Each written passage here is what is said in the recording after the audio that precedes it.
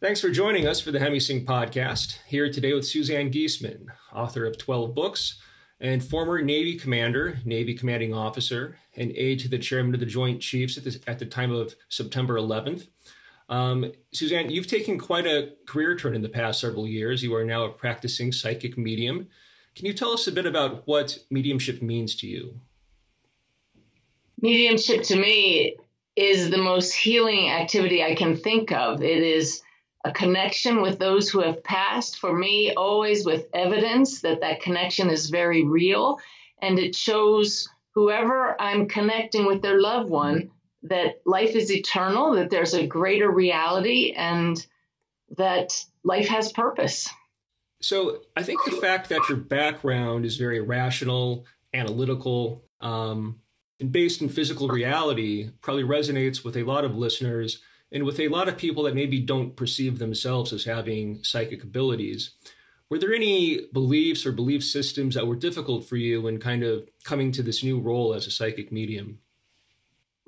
How about just about all of them relating to the spirit world? Because I'm not what we would consider a born medium. I never saw spirits until after my stepdaughter Susan passed and I started down this path. I never had any understanding of a greater reality. And now I immerse myself in it daily. And the thing that has helped the most is changing my belief system, being open to whole new beliefs that before I would have just dismissed out of hand. Mm-hmm. And so what is the value for a medium of committing to the regular practice of quieting the mind?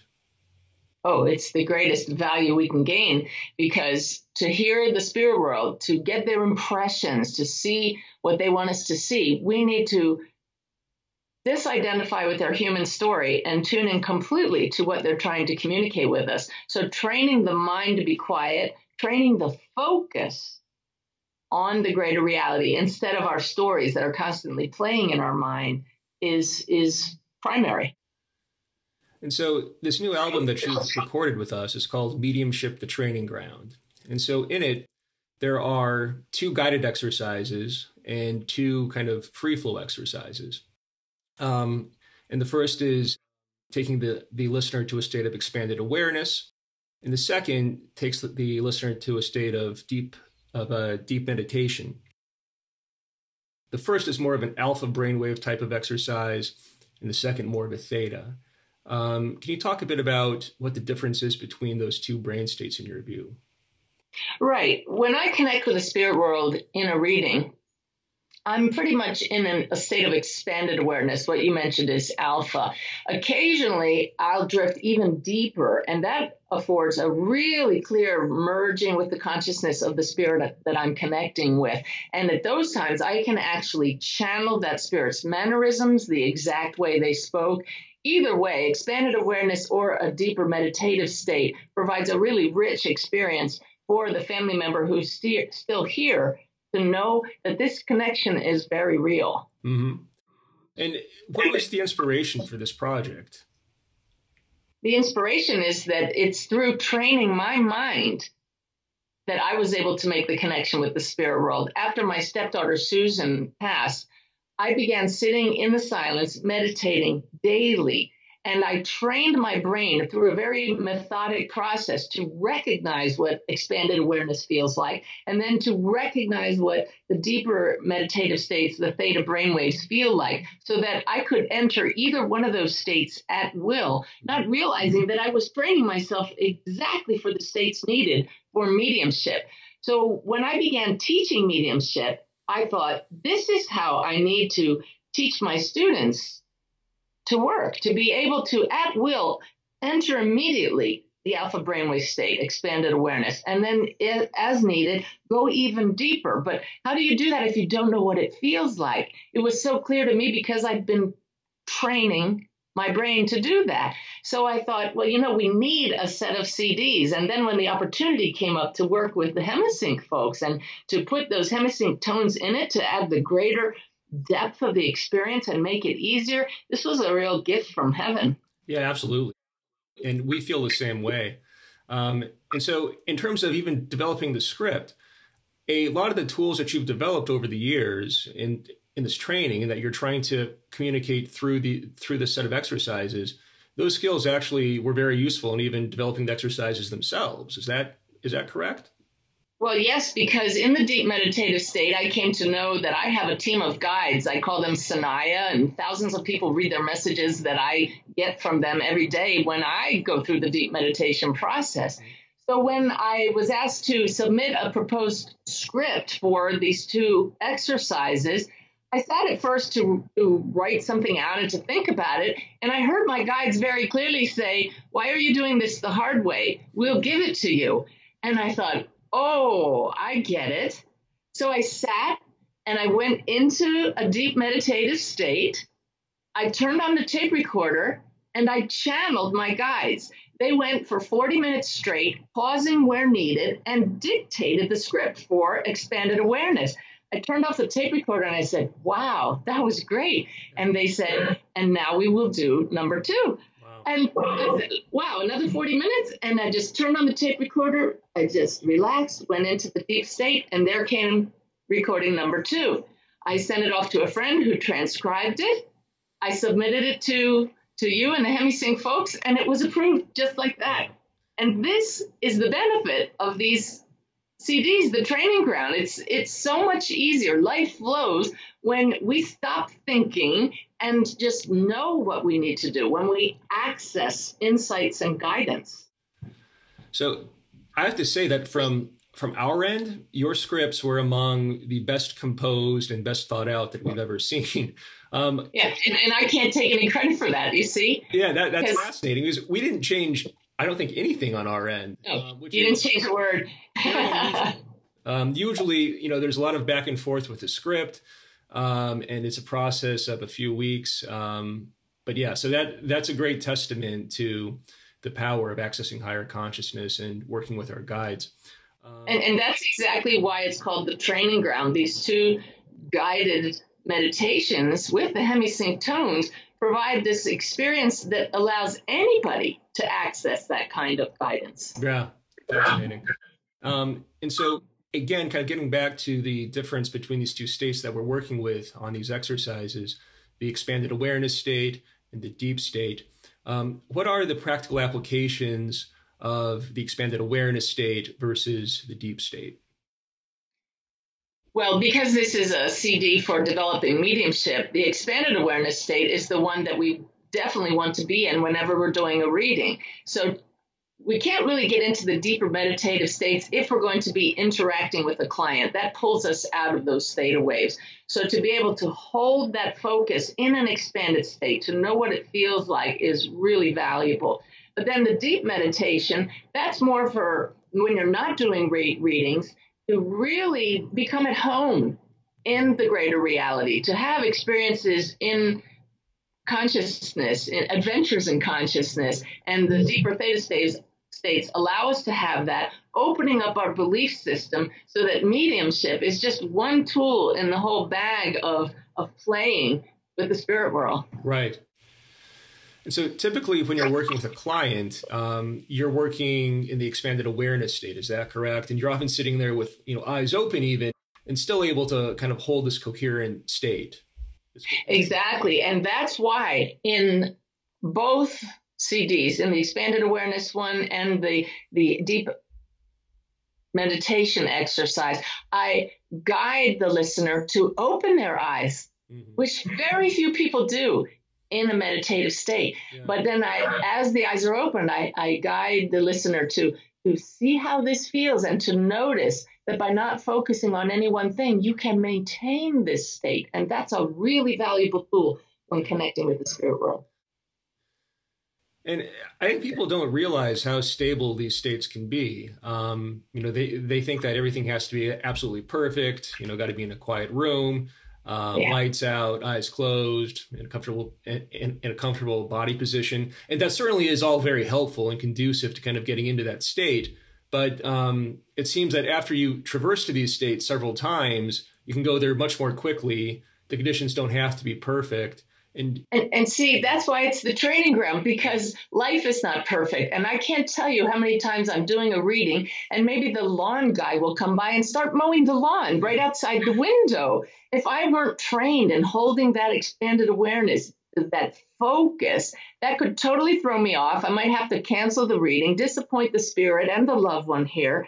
But instead, through this practice, which is exactly what these CDs will provide, nothing throws you off. You just hold that state. Mm-hmm. And so as you're getting messages in these expanded states or deep states, in what form do they tend to come to you? Well, I am blessed to be both, or not just both, but clairaudient, clairsentient, clairvoyant, all of the ways that the spirit world can communicate. I'm pretty well balanced in all of them. So I see images, I hear songs, their voice, their thoughts, I feel their personality, their emotions, and I simply know what it is they want to express. So all of these are possible for anyone. And the more we can knit all of them together, the more rich the experience. Right. And so you're really describing senses that are beyond the five physical senses. And I think a lot of people expect a message that maybe comes to them in the language of their own origin, but that is rarely the case. Is that correct? No, it is the case that we sense our messages in the language that we understand. But what's important to understand is that the spirit didn't need to have spoken your language. I brought through grandparents who didn't know English. And it doesn't matter, because in the spirit world, they speak in pure frequency, in consciousness that doesn't need language. Mm-hmm. But it comes into our energy field. The brain recognizes the frequency. This is how I understand it. And it gets translated so that it comes out through me in English. I've never had any problem with anybody who didn't speak English. I did have a client that had to bring a translator because she didn't speak English, and the translator translated my words, but her loved ones were speaking Portuguese to me, and it came through my awareness as pure concepts, which I spoke in English. So through kind of a sense of knowing, I guess. It still gets translated through my being into language. Mm-hmm. I don't even have to think about it. It's just there. Okay. But I was told that spirit never spoke a word of English. Very interesting. Yeah. And so I understand you recently got an advanced copy of the CDs and were able to use them in, I guess, a workshop setting? No, it was prior to one of my weekend classes where I teach mediumship. A group of lovely kindred spirits who had been studying mediumship and meditating together gathered with me, and we said, let's try the new CD. So we did. We only had time for CD 1, and we did the expanded awareness exercise. Kind of funny for me to sit back and hear my voice coming through the speakers with everybody listening, but I was so anxious to hear how they would react to it. And when everybody came back into full waking consciousness, the reaction was fantastic. All of them expressed having gone deeper in their focus. They went there quickly. They loved it. So it was very affirming for me. Fascinating. I'm glad that was such a positive experience. And then you talk a lot about the importance of mind taming and how ego can kind of get in the way of the exercise or in terms of accessing higher consciousness. And, we provide tools in these exercises to, try to address that. But what do you suggest if a listener is kind of doing the exercise and their ego kind of keeps coming back? It's persistent. It keeps feeling like it's getting in their way. Well, the exercises are designed exactly to get over that. I mean, specifically guiding you how to deal with thoughts that come through. And then there's a silent space where we can ask questions. So if somebody's repeatedly having challenges, this is the perfect time to connect with higher consciousness and say, hey, what's the deal here? Why am I getting in my own way? What do I need to get over this? And then you just sit in that expanded state and receive the answer. That's the beauty of these exercises. It's not just for mediumship. To raise our own consciousness, we're constantly working on ourselves. Right. And these allow you to do both. And so it's kind of surrendering as opposed to will something to happen. Is that accurate? Oh, yes. Surrender is actually one of the steps that the listeners are taken through, a step where you actually recognize You have a human focus for a while, but we need to set that aside, and that's the surrendering stage. Very crucial. Suzanne, I understand you often talk about the difference between meditation and what you call sitting in the power. Could you just briefly kind of explain that? Yes, meditation can be any of a number of contemplative practices or silent practices. This CD set and many of my meditations are specifically focused on what I call sitting in the power, building your own energy field.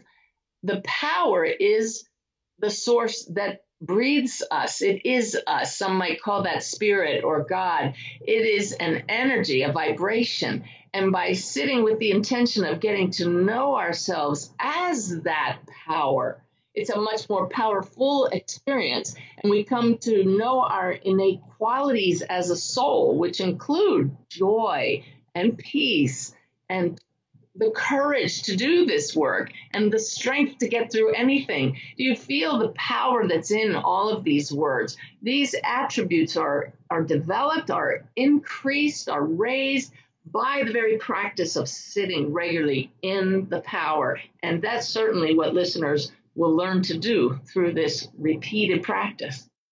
And so does sitting in the power feel like a non-dual state? Non-dual states are very much in vogue right now among various spiritual teachers, but I'm just kind of curious as to how you would, do you experience it as you and something else, as another, or is it?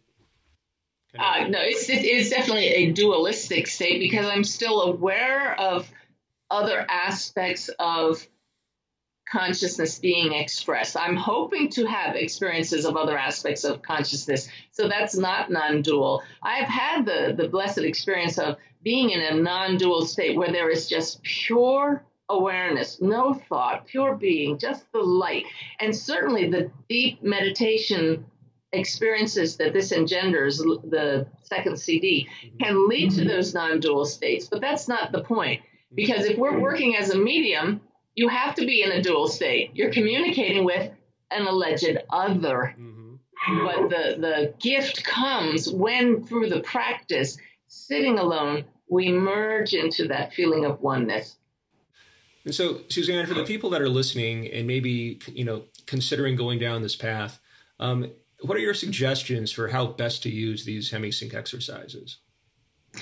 Well, I'm grateful that there's a booklet that comes with it that really spells out several processes of how to do it. But because they are training CDs, it's not just a listen one-time thing. This is to be used regularly so that you do get to the point where you can immediately access expanded awareness and deep meditation. So each listener I would just advise you to listen to your heart and say, which CD is best for me to listen to now, and how often, and for how long? I mean, typically, I would say the best thing to do is to repeatedly go through the expanded awareness process until you really got that down, and then move into the deeper meditation process. But there are probably a lot of listeners out there like me who wants to jump right ahead and experience the deeper meditation. So going back and forth will work as well. But again, each person's going to be different. Listen to the heart, and just each time, actually, when you sit down, you can just feel into it and say, now, which do I need to work on today? So basically, take your time with each track, kind of make sure that you're really landing in it, feel like you're connecting with it before moving on. Ideally. Exactly. Yeah.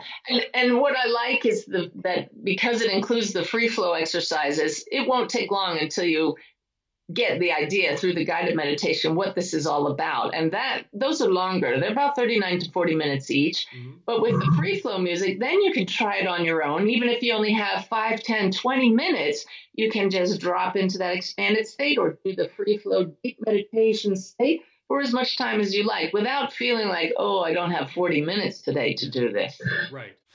And Suzanne, I think it's important to emphasize that you're an evidence-based psychic medium. It's really important to you to verify, what you're receiving. Can you talk a bit about that?